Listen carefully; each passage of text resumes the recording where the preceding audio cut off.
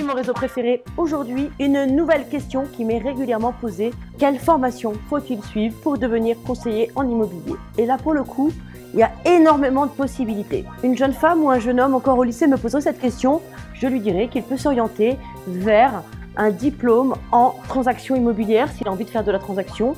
Il aimerait peut-être aller vers un BTS professions immobilières pour être capable d'appréhender tous les aspects du métier, la gestion, la transaction, la location, le syndic, etc. Quand on est très jeune et qu'on démarre dans la vie, encore au lycée, aller vers ce type de cursus peut être intéressant. Il existe aussi de nombreuses formations en alternance qui permettent à la fois de découvrir la théorie à l'école et à la fois la pratique dans une structure immobilière. Et puis il y a d'autres versions. Aujourd'hui, la plupart des opérateurs immobiliers, des agences immobilières géantes, telles que LF IMO, évidemment, vont pouvoir vous apporter une formation de qualité.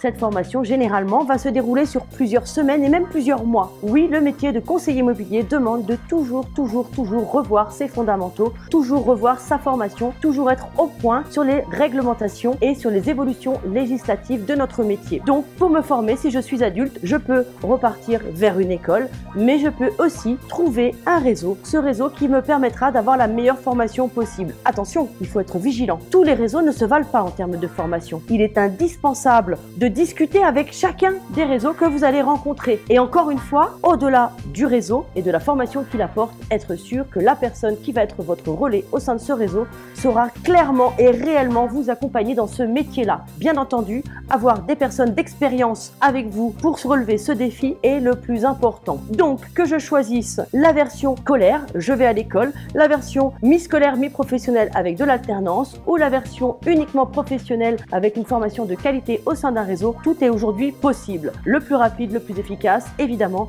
c'est de pratiquer directement en tant que professionnel. Ça veut dire rejoindre un réseau, travailler dur, travailler avec acharnement et bien sûr réussir dans ce métier-là. Voilà, vous savez maintenant tout sur la formation pour devenir conseiller immobilier. À bientôt!